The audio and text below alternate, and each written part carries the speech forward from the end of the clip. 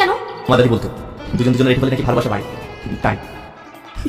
আরে পাগল, এটা না গেলে আমাদের দুজনকে আলাদা করতে পারবো, কারণ আমাদের ভালোবাসা তো উপরে। বাড়ি কাজ করছে ছেড়ে বিয়ে করছি, ছেড়ে দেবো না। তোদের বাড়ি মাথা করে কষ্ট আছে না, আমার মেয়েকে আমি মারবো, তাহলে তোর কি? কারণ আমি সালমাকে ভালোবাসি। তোদের ভালোবাসা বুঝিনি, দুনিয়া ছাড়া কিছু নাই। আপনি যেহেতু ভাবছেন ওরকম ভালোবাসা আমাদের না, আমি সালমাকে বিয়ে করতে চাই। কবে বিয়ে করবি না করবি, তাহলে কি আমার মেয়েকে ঘরে বসে রাখবি? ভালো পাত্র আছে, আমি বিয়ে দিয়ে দেবো। এত যখন দরদ তাহলে আমাকে দিয়ে দে না।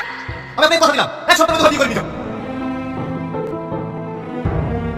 মা, কি হলো বাবু?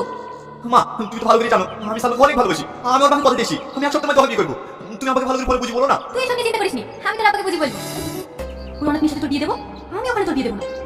আমার কি সর্বনাশ হলো গো, বারবার করে বললো বাড়ি চলে আসো, বাড়ি চলে আসো, আমার কথা তো শুনলি না। কি হয়েছে? বাবু রে, তোর আমার সাথে কি পরিমাণ আমি সব ভেঙে গেছে, তোর আমাকে দেখার মতো কেউ নাই, তুই তাড়াতাড়ি ব্যাঙ্গালোরে যা মধু রে। তুমি কি বলছো? ঠিক আছে আমি আজকে যাবো। হ্যালো, আজকে বাবু তোমার খুঁজে ব্যাঙ্গালোরে যাচ্ছে, খবর দিতে তোমাকে খুঁজে না পাই, ফোন সুইচ অফ করে রাখবা। এত তাড়াহুড়ো করে রাখলে আর তোমার মুখটা তো শুকনো ছিল, কি হয়েছে গো? আমার অবস্থা খুবই খারাপ, ব্যাঙ্গলের কাজ থেকে ছাদ থেকে পড়ে গেছে।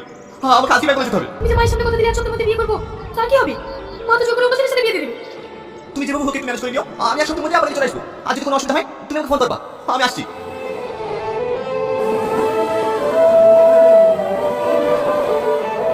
Subscribe now my YouTube channel.